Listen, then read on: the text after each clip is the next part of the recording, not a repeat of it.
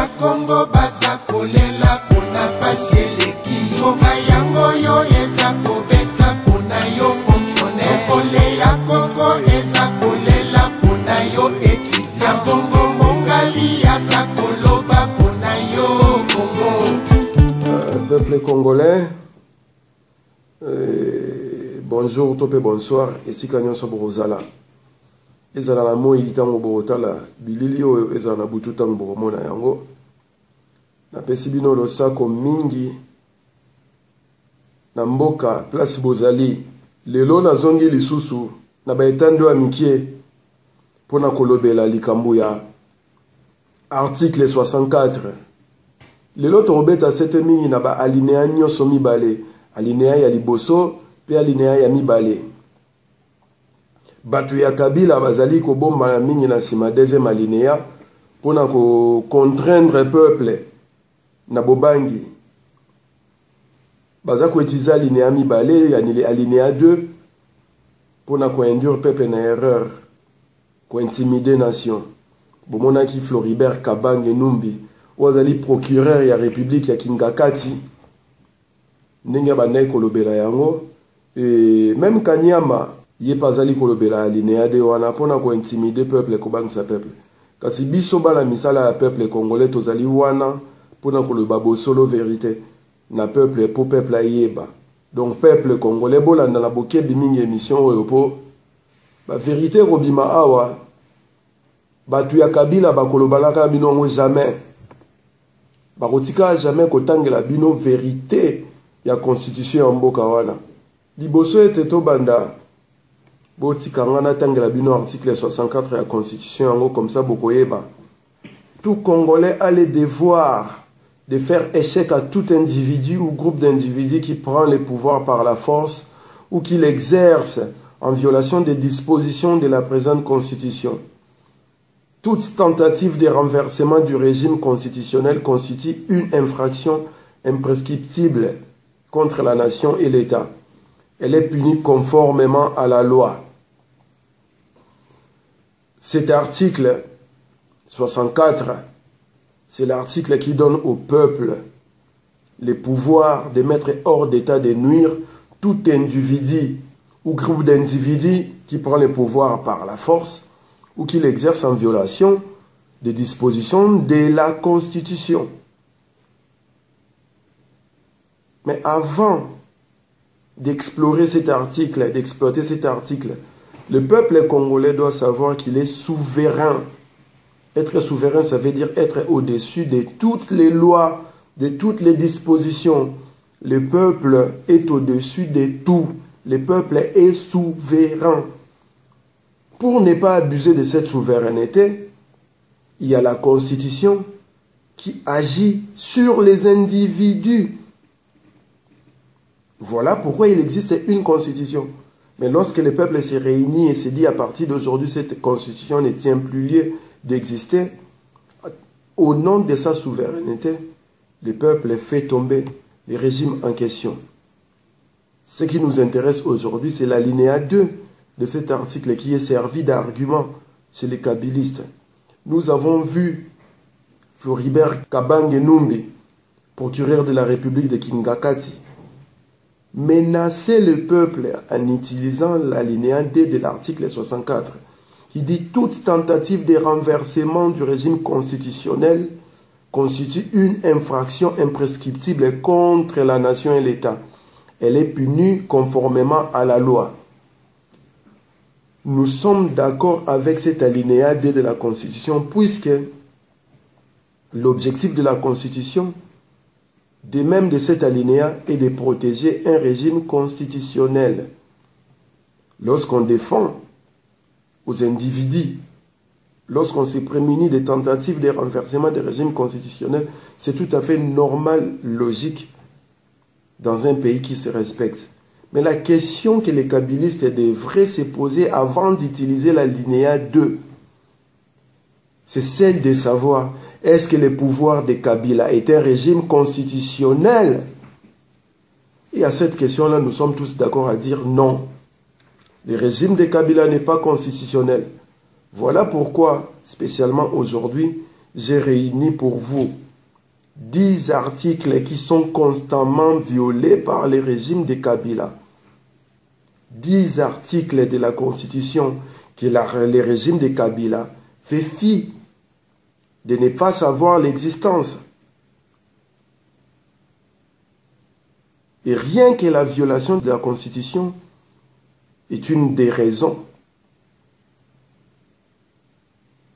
qui peut booster le peuple à faire tomber un pouvoir anticonstitutionnel. Tel est le cas du pouvoir de Kabila. Quels sont ces 10 articles que j'ai retenus pour vous spécialement aujourd'hui? Nous allons commencer par l'article 18. Lorsque je prends l'article 18, je pointe un régime inconstitutionnel, un régime anticonstitutionnel, un régime qui ne sait pas respecter les dispositions de la Constitution pour gérer les pays. Voilà pourquoi j'insiste sur le fait que les kabylistes n'ont pas le droit de citer l'alinéa 2 de la Constitution parce qu'ils ne sont pas un régime constitutionnel. Il s'agit d'une usurpation, d'une imposture, d'un régime génocidaire, d'un régime qui passe son temps à tuer, à violer la loi, à massacrer, à berner, à assujettir les peuples. Donc les Congolais ont le droit de mettre hors d'état de nuire les régimes, les pouvoirs de Kabila. Lorsque nous parlons de mettre hors d'état de nuire les régimes, les pouvoirs de Kabila, il ne s'agit pas que de Kabila lui-même. Il s'agit de tous les systèmes Kabila, c'est-à-dire et les pouvoirs et son opposition. Parce qu'il faut dire que c'est une opposition de pacotille, une opposition accompagnatrice, une œuvre du système, c'est-à-dire une œuvre qui sert à faire perdurer l'assujettissement du peuple par un système oppresseur, un système nuisible et nocif, délétère, qui mange, qui vit du sang du peuple congolais. L'article 18 pointe directement les chefs des renseignements du pouvoir de Kingakati. Il s'agit de messieurs Kalev Mutonda. Ces messieurs se permettent d'incarcérer les gens, les peuples et les dignes congolais chez lui dans son bureau de l'ANR, sans pourtant passer par la justice, sans pourtant utiliser la loi. Si vous allez fouiller les cachots de l'ANR, vous trouverez des gens qui sont incarcérés gratuitement, qui ne savent pas pourquoi ils sont dans ces geôles-là, et surtout qui n'ont jamais vu un juge ni un avocat. Les cas de Radek, par exemple. Radek a fait 210 jours dans les geôles de Kalev Mutonda. Et cela n'a inquiété personne. Au bout de 210 jours, après les pressions que nous avons effectuées, que nous avons administrées à ces pouvoirs-là, en utilisant les biais et les moyens des organisations internationales des droits humains, ils ont été obligés de faire sortir Radek 210 jours après. Et jusqu'à aujourd'hui, Radek ne sait pas la raison pour laquelle il a été incarcéré 210 jours. Alors que, si nous lisons l'article 18 de la Constitution, nous allons nous rendre compte que l'ANR de Kalev Mutonda est en violation flagrante de la Constitution. Et lorsque nous parlons de la violation de la Constitution, il s'agit d'un pouvoir. Parce que Kalev est au service de Kabila. Un régime qui viole la Constitution, qui établit son pouvoir. C'est déjà l'inconstitutionnalité, l'anticonstitutionnalité. Voilà pourquoi nous sommes en train de répéter que l'alinéa 2 de la Constitution, de l'article 64, ne peut être utilisé par les kabylistes. Qu'est-ce que nous dit l'article 18 de cette Constitution-là? Toute personne arrêtée doit être immédiatement informée des motifs de son arrestation et de toute accusation portée contre elle, et c'est dans la langue qu'elle comprend. La personne gardée à vue a le droit d'entrer immédiatement en contact avec sa famille ou son conseil. La garde à vue ne peut excéder 48 heures. À l'expiration de ces délais, la personne gardée à vue doit être relâchée ou mise à la disposition de l'autorité judiciaire compétente. Radek a fait 210 jours au lieu de 48 heures. Il n'a pas vu d'autorité judiciaire compétente pour lui signifier la raison de son incarcération. Il a été incarcéré illégalement.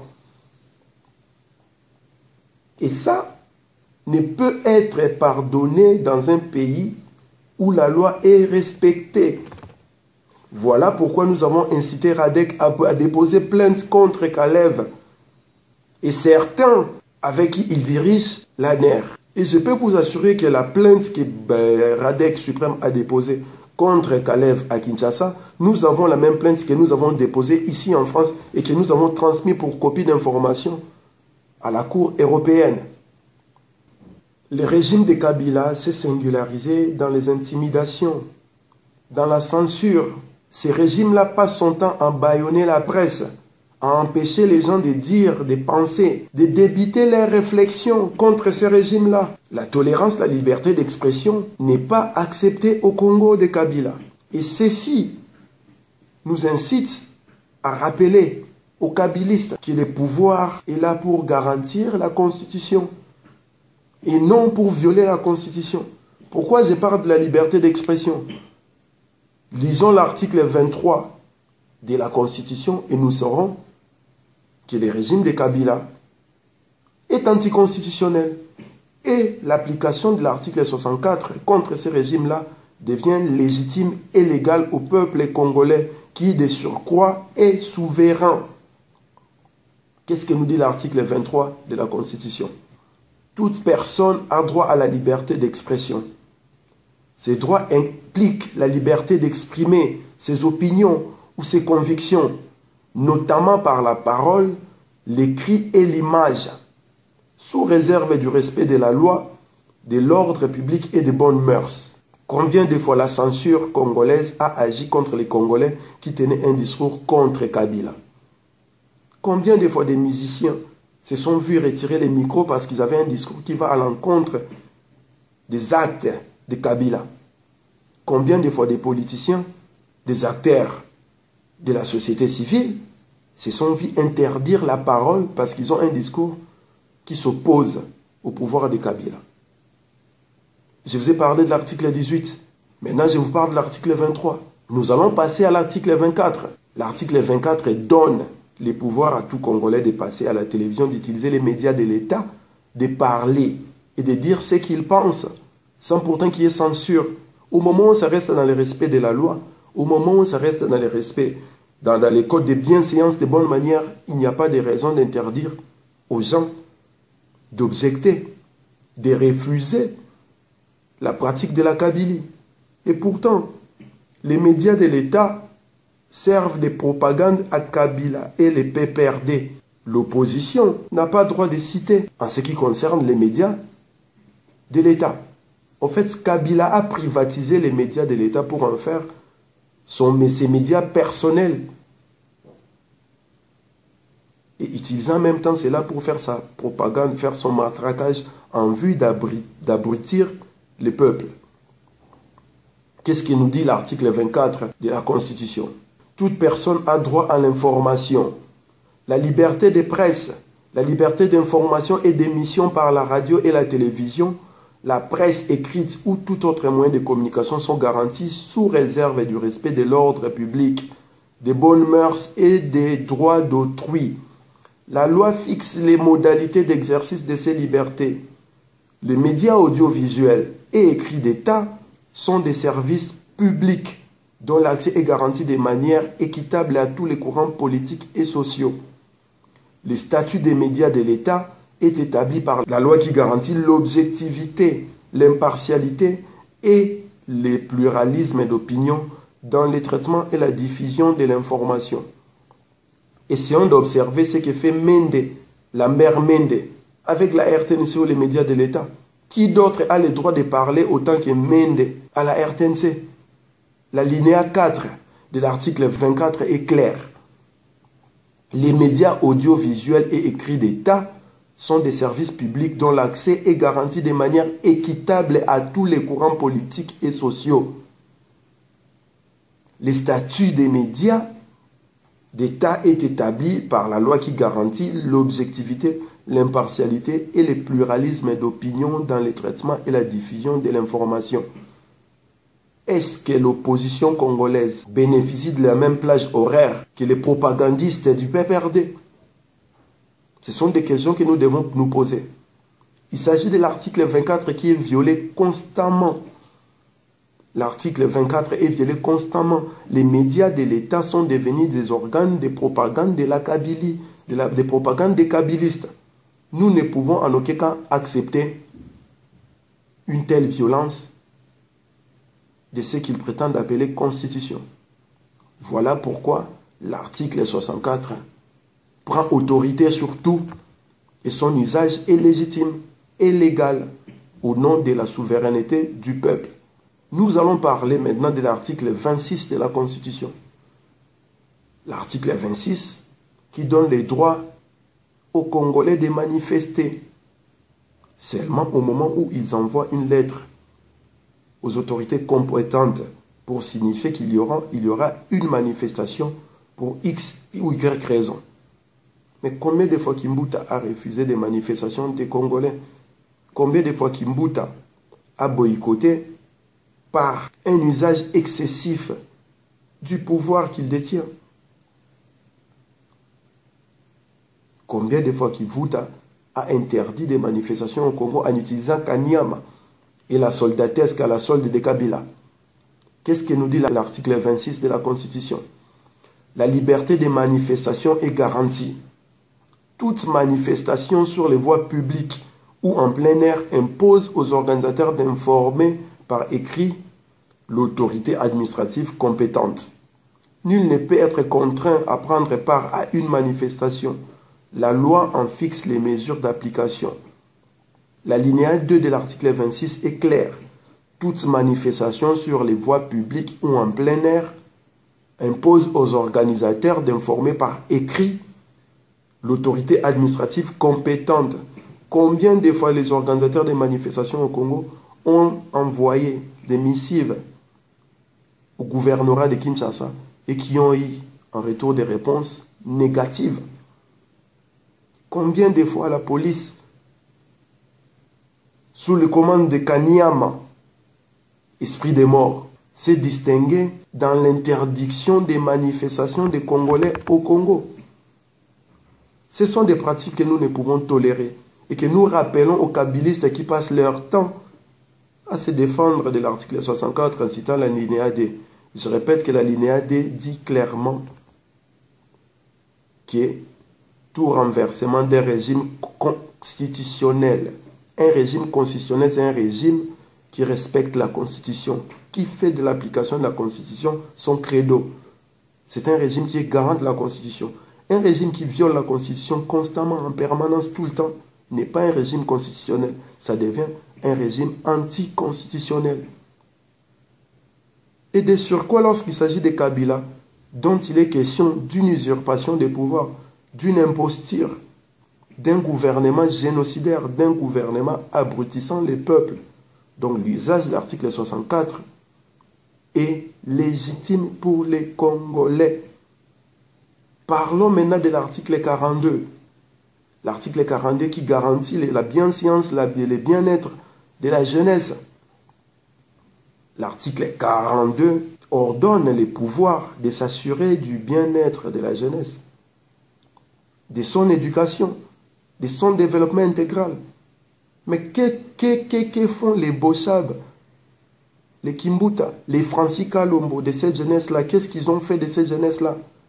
Regardez la ville de Kinshasa, la provision des Kuluna, des Chege, des jeunes qui ont un avenir foutu, qui ne savent pas qu'est-ce qui va se passer pour eux demain. Nous avons même vu Kanyama a tué ces Kuluna au nom d'une opération, je ne sais quoi. La communauté internationale est sur ses trousses. Et il paiera. Parce qu'il y a des plaintes nominales explicitement contre lui, Kanyama. Qu'est-ce que nous dit l'article 42 de la Constitution? Les pouvoirs publics ont l'obligation de protéger la jeunesse contre toute atteinte à sa santé, à son éducation et à son développement intégral. Pourquoi il y a tant de Kuluna à Kinshasa? au Congo. Pourquoi il y a autant d'échecs à Kinshasa au Congo? Parce que les gouvernements, parce que les pouvoirs publics ne font pas son travail, c'est-à-dire assurer le bien-être, l'éducation et la santé et le développement de ces enfants-là. Quand nous parlons de l'éducation, du bien-être, de leur développement intégral, dans des pays développés, il existe des centres sociaux où les jeunes vont parler de leurs problèmes, où leurs problèmes sont traités. Il existe des centres de formation qui canalisent l'énergie de la jeunesse en leur offrant des formations, des métiers qui leur empêcheront de sombrer dans la racaillerie. Et pire encore, nous avons vu le gouvernement congolais ordonner à Kanyama de tuer les Koulouna, les jeunes, la jeunesse congolaise. C'est en violation flagrante de l'article 42. Et nous ne pouvons en aucun cas accepter cela. Je répète encore, qu'est-ce que nous dit l'article 42 de la Constitution? Les pouvoirs publics ont l'obligation de protéger la jeunesse contre toute atteinte à sa santé, à son éducation et à son développement intégral. Ce n'est pas le cas du régime anticonstitutionnel que dirige Kabila. Nous allons passer à l'article 46, qui dans son alinéa D interpelle nos amis artistes, musiciens, les théâtreux, les footeux, c'est-à-dire tous les artistes qui se singularisent dans la louange de Kabila. Au lieu de faire leur travail et revendiquer pleinement leurs droits. Que nous dit l'article 46? Les droits à la culture, la liberté de création intellectuelle et artistique et celle de la recherche scientifique et technologique sont garantis sous réserve du respect de la loi, de l'ordre public et des bonnes mœurs. Les droits d'auteur et des propriétés intellectuelles sont garantis et protégés par la loi. L'État tient compte dans l'accomplissement de ses tâches de la diversité culturelle du pays. Il protège les patrimoines culturels nationaux et en assure la promotion. Qu'est-ce qui nous intéresse beaucoup plus ici? C'est l'alinéa 2, où on parle des droits d'auteur et des propriétés intellectuelles doivent être garantis et protégés par la loi. Mais est-ce que nos musiciens, nos artistes perçoivent seulement leurs droits d'auteur? Je ne crois pas. Sinon, nous ne verrons pas la profusion des musiciens à la télévision se plaindre, demander l'argent, implorer à ce que les pouvoirs puissent les soutenir. Sinon, nous ne verrons pas des musiciens malades à la télévision envoyer Tchaka Congo pour chercher de l'aide afin de subvenir aux frais liés au traitement de l'artiste malade. Combien de fois Tchaka Congo est passé à la télévision pour demander l'aide? Et pire encore, lorsqu'il y a les obsèques, un musicien meurt, c'est toujours le même spectacle. C'est-à-dire qu'il faut cotiser, contribuer, mettre de l'argent pour assurer des obsèques à la hauteur du musicien qui vient de mourir. Nous ne pouvons en aucun cas accepter cela. Et nos amis musiciens doivent comprendre les pourquoi d'interdiction des musiques ici. Ce n'est pas contre eux, mais c'est contre les pouvoirs des Kabila que nous utilisons ces moyens de coercition. C'est-à-dire nous avons interdit à ces musiciens-là de s'exhiber ici en Europe parce que nous pensons que les pouvoirs des Kabila n'assurent pas ces responsabilités par rapport à ces musiciens-là aussi. Si les droits d'auteur, les musiciens percevaient leurs droits conséquemment comme ils se devaient, ils ne seront pas dans l'obligation de mendier, de quémander. Ils ne seront pas au service d'un politicien ou d'un individu. Ils seront dans l'éducation de la masse, avec honneur, avec dignité. Mais comme ils sont à la traîne, ils sont dans la dèche, ils sont des dalleux, ils n'ont pas l'argent, parce qu'ils ne perçoivent pas leurs droits d'auteur, qu'est-ce qu'ils font? Ils vont quémander chez ceux qui ont l'argent. Et lorsqu'ils vont quémander, ils perdent leur dignité, leur autonomie, leur indépendance, leur liberté d'expression. Ils deviennent au service de ces individus-là, et en l'occurrence, du pouvoir des Kabila. Nous le voyons avec Jibem Piala, avec Werason, avec Papa Wemba et plein d'autres, Tchalamouane et plein d'autres artistes, qui au lieu de faire leur travail de musiciens, d'artistes, ils sont devenus des caisses de résonance, de propagande, à la faveur de Kabila, que nous rappelons, est un génocidaire. Voilà pourquoi nous avons décidé qu'il ne puisse plus s'exhiber dans la diaspora. Mais pourquoi je cite l'article 46, surtout son alinéa 2? C'est parce que les droits d'auteur et propriété intellectuelle doivent être réversés aux artistes comme il se doit. Mais comme nous avons un enfoiré au ministère de la Culture, comme nous avons un Premier ministre qui est disjoncté cérébralement parlant, nos musiciens ne voient que dalle de leurs droits d'auteur. Vous devez questionner Banzamou Kalaï Sungu. Depuis les années 90, il est toujours au pouvoir. Et toujours parmi ceux qui sont contre le peuple. Où va l'argent lié aux droits d'auteur des artistes? Banzamou Kalaï doit s'expliquer. Matata Pogno doit s'expliquer. Pourquoi les artistes ne perçoivent pas leurs droits d'auteur comme il se doit? Voilà pourquoi nos amis artistes doivent se mettre derrière les peuples et s'engager dans la lutte que nous menons contre le pouvoir de Kabila. Parlons maintenant de l'article 47, une autre violation flagrante qui prend de la puissance dans ces pays-là que nous avions connus sous le nom de Kin Label, par exemple, parlant que de Kinshasa. L'article 47 de la Constitution, qu'est-ce qu'il nous dit? Le droit à la santé et à la sécurité alimentaire est garanti. La loi fixe les principes fondamentaux et les règles d'organisation de la santé publique et de la sécurité alimentaire. Pourquoi je parle de cet article? Faites un tour au grand marché de Kinshasa, partout, dans n'importe quelle commune. Vous verrez des poubelles qui prennent de l'expansion tous les jours.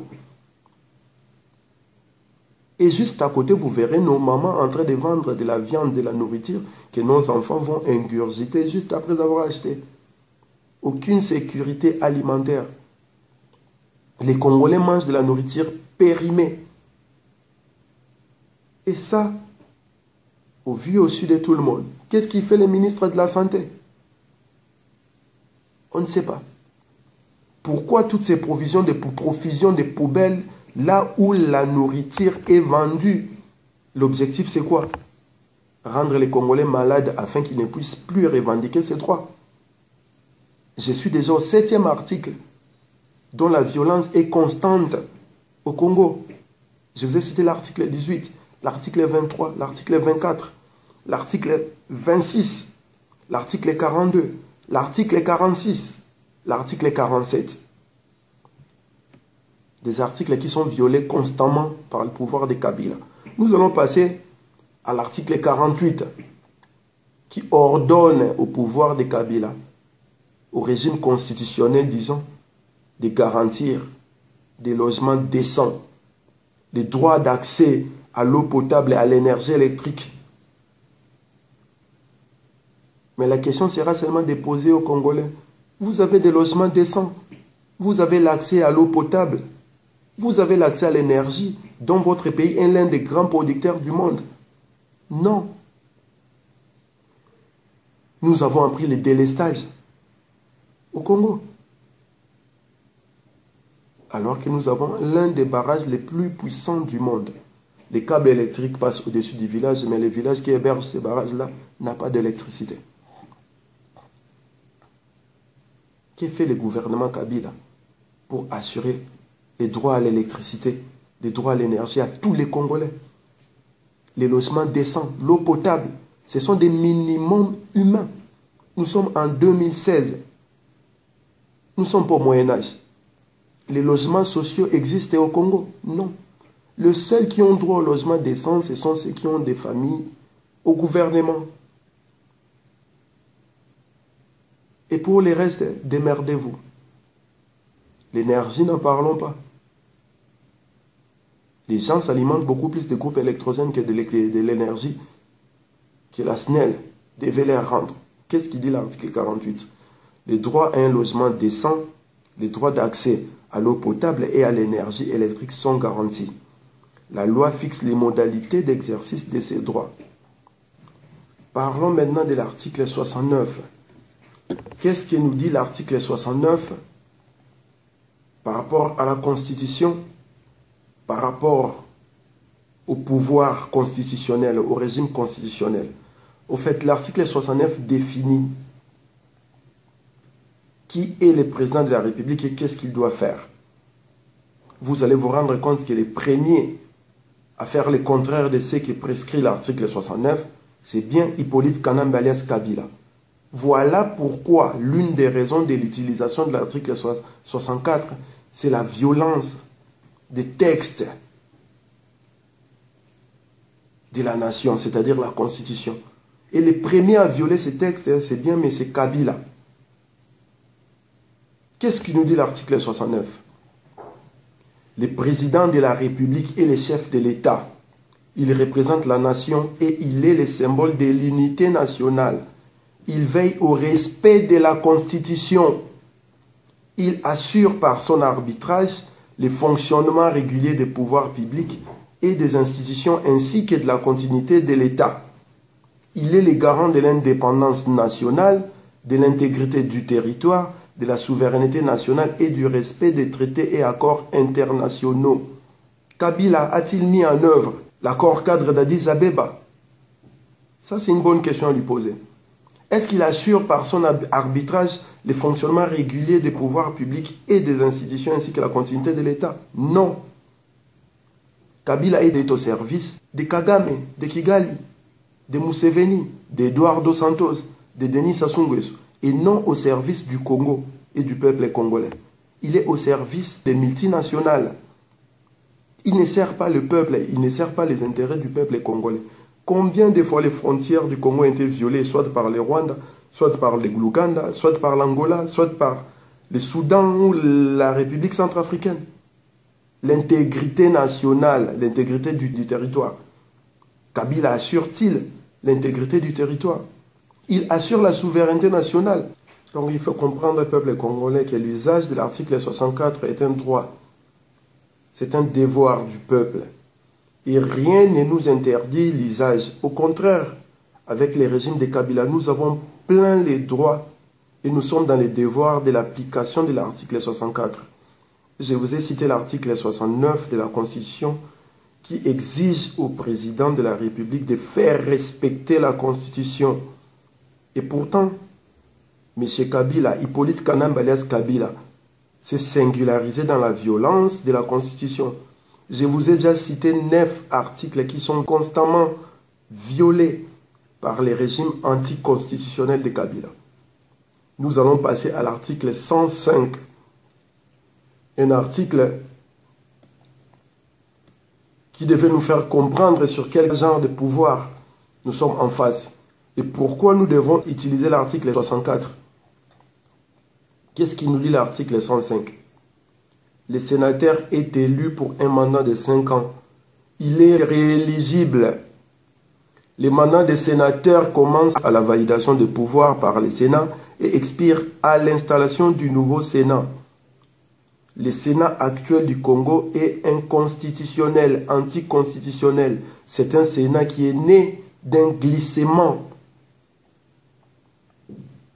C'est un Sénat qui a été élu, je ne sais pas moi, en 2007 ou en 2006, mais qui est en œuvre encore jusqu'à aujourd'hui. C'est-à-dire les Kengo, les Nyarugabo, les Mokolo Ampombo, les Vundoawe, tous ces Mobutistes et tous ceux qui sont venus avec l'AFDEL sont inconstitutionnels.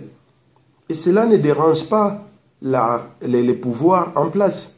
Pourquoi? Parce que c'est un pouvoir aussi anticonstitutionnel, autant que ce Sénat-là. Et les députés qui sont élus au palais du peuple, ils servent à quoi? Je vous ai cité 10 articles qui sont constamment violés, tout le temps violés au Congo. Ces députés-là, leur travail, c'est de veiller à ce que le pays fonctionne correctement. C'est de veiller surtout au respect de la loi fondamentale du pays, la Constitution. Vous comprenez pourquoi nous sommes en train de dire et redire que l'article 64 s'applique sur tous les systèmes. C'est-à-dire les présidents, leur président de la République, Hippolyte Kanambe, ces dignitaires, les sénats, les députés, tous doivent passer à l'article 64.